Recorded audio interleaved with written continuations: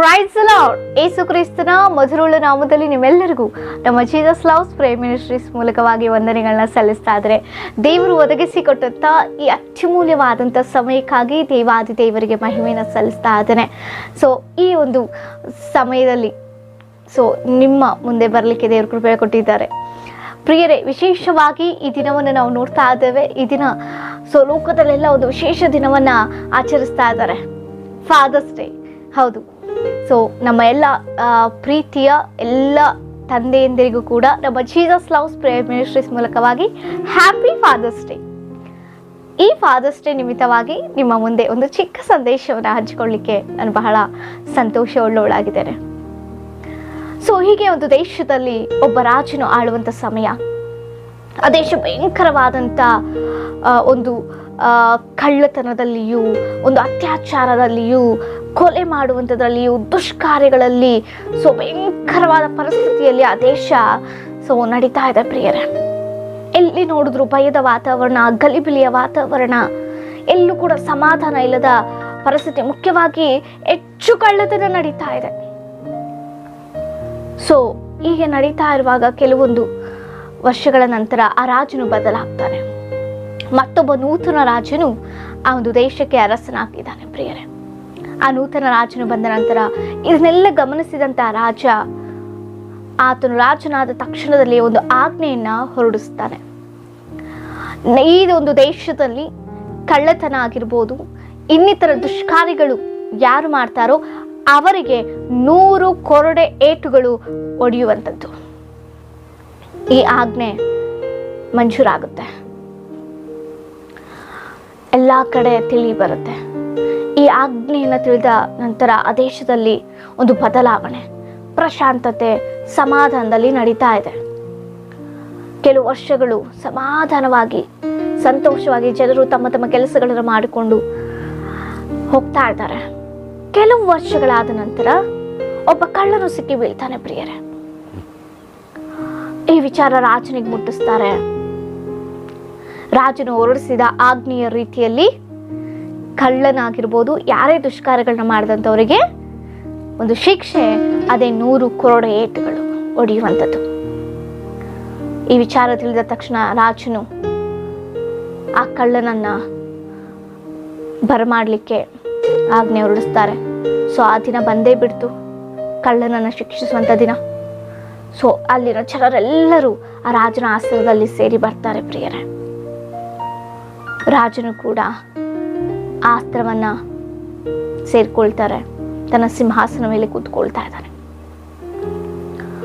ಯಾರು ಈ ಕಳ್ಳ ಎಂಬುದಾಗಿ ಜನರೆಲ್ಲ ಒಂದು ಆಲೋಚನೆ. ಕಳ್ಳನನ್ನು ಕೂಡ ಕರ್ಕೊಂಡು ಬರ್ತಾರೆ. ಆ ಕಳ್ಳನು ಆ ರಾಜನ ಏಕೈಕ ಪುತ್ರನಾಗಿರ್ತಾನೆ.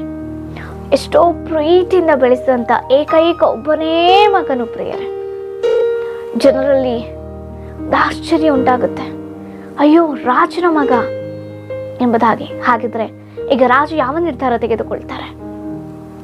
ನಿಜವಾಗಿಯೂ ಆ ರಾಜನ ಏಕೈಕ ಪುತ್ರನನ್ನ ಆ ರಾಜನು ಶಿಕ್ಷಿಸ್ತಾರಾ, ಅಥವಾ ಆ ಶಿಕ್ಷೆಯನ್ನ ರದ್ದು ಮಾಡ್ತಾರಾ?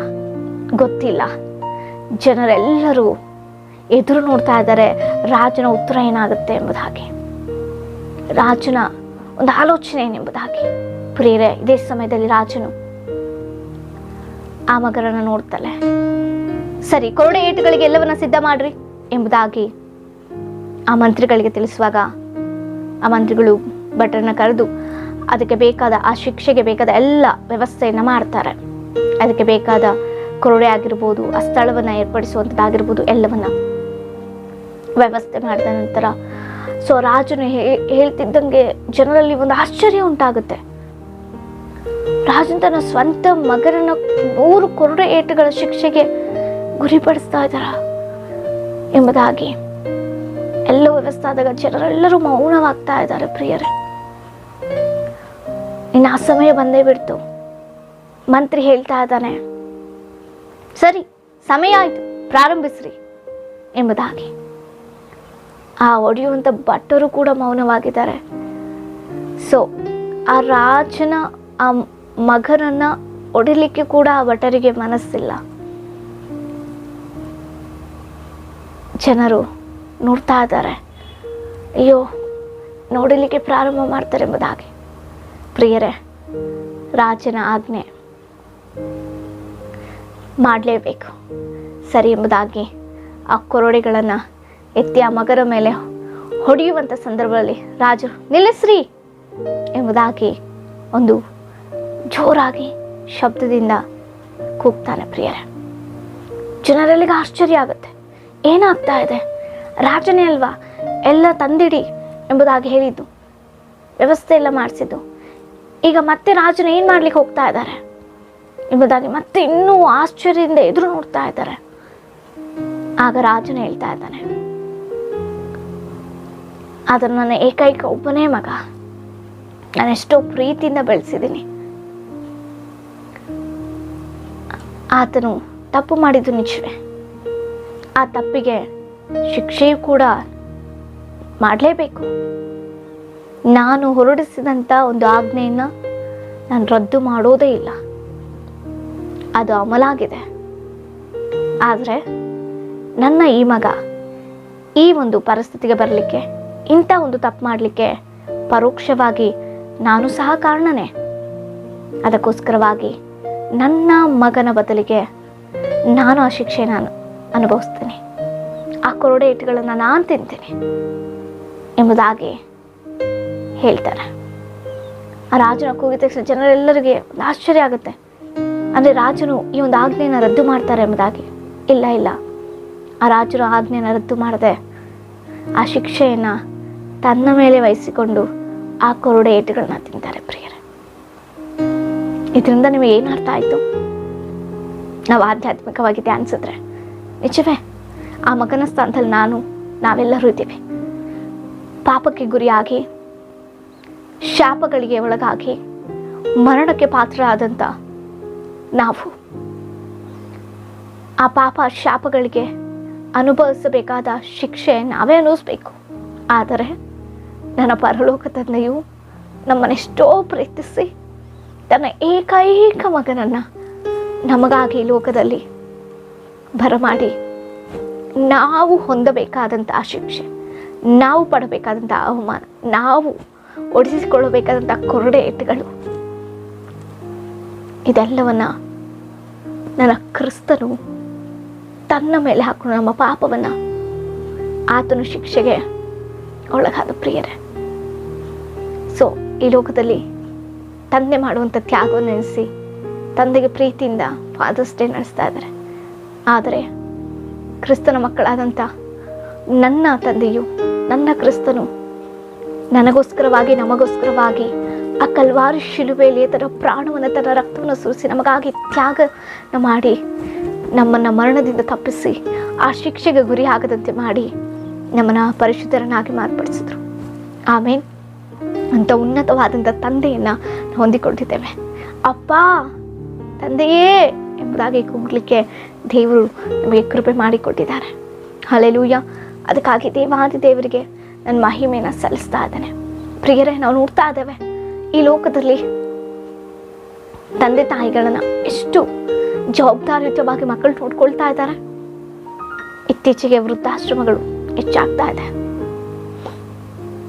ತಂದೆ ತಾಯಿಗಳು ತಮ್ಮ ಮಕ್ಕಳನ್ನ ಎಷ್ಟೋ ತಮ್ಮ ಜೀವನವನ್ನು ತ್ಯಾಗ ಮಾಡಿ, ತಮ್ಮ ಕಷ್ಟವನ್ನು, ತಮ್ಮ ಸಂತೋಷವನ್ನು ಎಷ್ಟೋ ಬಾರಿ ತ್ಯಾಗ ಮಾಡಿ ಮಕ್ಕಳನ್ನ ಎಷ್ಟು ಜವಾಬ್ದಾರಿಯಾಗಿ, ಸಂತೋಷವಾಗಿ, ಅವ್ರಿಗೆ ಏನು ಕೊರತೆ ಇಲ್ಲದೆ ನೋಡಿಕೊಳ್ತಾರೆ.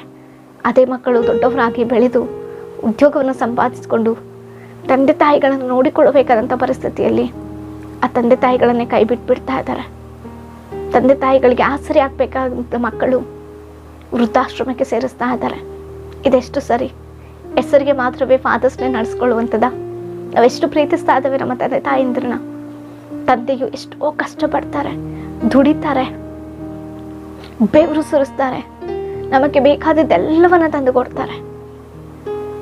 ಅಂತಹ ತ್ಯಾಗಪೂರಿತವಾದ ತಂದೆಯನ್ನು ನಾವು ಎಷ್ಟು ಗೌರವಿಸ್ತಾ ಇದ್ದೇವೆ, ಎಷ್ಟು ಪ್ರೀತಿಸ್ತಾ ಇದ್ದೇವೆ. ಎಷ್ಟೋ ಜನರು ಈಗ ನೆನೆಸಿಕೊಳ್ಬೋದು, ಅಯ್ಯೋ ನನ್ನ ತಂದೆ ಇದ್ದಿದ್ರೆ ಎಷ್ಟೋ ಚೆನ್ನಾಗಿರ್ತೀರಿ, ಈಗ ಚೆನ್ನಾಗಿ ನೋಡ್ಕೊಳ್ತಿದ್ದೆ ಎಂಬುದಾಗಿ. ಕಳೆದುಕೊಂಡ ನಂತರ ನಾವು ಅವ್ರನ್ನ ನೆನೆಸಿದ್ರು ಅವ್ರು ನೋಡ್ಕೊಳಕ್ಕಾಗಲ್ಲ. ಎಲ್ಲ ಮಕ್ಕಳಿಗೂ ನನ್ನ ಕಡೆಯಿಂದ, ನಮ್ಮ ಜೀಸಸ್ ಲವ್ಸ್ ಪ್ರೈಮ್ ಮಿನಿಸ್ಟ್ರೀಸ್ ಕಡೆಯಿಂದ ಒಂದು ವಿನಂತಿ, ತಂದೆ ತಾಯಿಗೆ ಇದ್ದಾಗಲೇ ಅವನ್ನ ಖುಷಿಯಿಂದ ನೋಡ್ಕೊಳ್ಳಿ. ಪರಲೋಕದ ತಂದೆಯು ಅದೇ ಹೇಳ್ತಾರೆ, ನಿನ್ನ ತಂದೆ ತಾಯಿಗಳನ್ನ ಸನ್ಮಾನಿಸು ಎಂಬುದಾಗಿ. ಅಂತಹ ಸನ್ಮಾನಿಸುವುದಾದರೆ ನಾವು ದೀರ್ಘಾಯುಷ್ಯವಂತರಾಗಿ ದೇವರಿಗೆ ಮಹಿಮಕರವಾಗಿ ಜೀವಿಸ್ತೇವೆ. ಆಮೇಲೆ ಮತ್ತೊಂದು ಆವರ್ತಿ ಕಷ್ಟಪಟ್ಟು ಬೆವರು ಸುರಿಸಿ ದುಡಿದು ಮಕ್ಕಳ ಭವಿಷ್ಯತನ್ನು ರೂಪಿಸುವಂಥ ಈ ಲೋಕದಲ್ಲಿನ ಪ್ರತಿ ತಂದೆಯಂದಿರಿಗೂ ನಮ್ಮ ಜೀಸಸ್ ಲವ್ಸ್ ಪ್ರೇಯರ್ ಮಿನಿಸ್ಟ್ರೀಸ್ವಾಗಿ ಮತ್ತೊಂದು ಆವರ್ತಿ ಹ್ಯಾಪಿ ಫಾದರ್ಸ್ ಡೇ. ದೇವ್ರು ನಿಮ್ಮೆಲ್ಲರನ್ನ ಅತ್ಯಧಿಕವಾಗಿ ಆಶೀರ್ವದಿಸಿ ಬಲಪಡಿಸಿ ನಡೆಸಲಿ. ಪ್ರೈಸ್.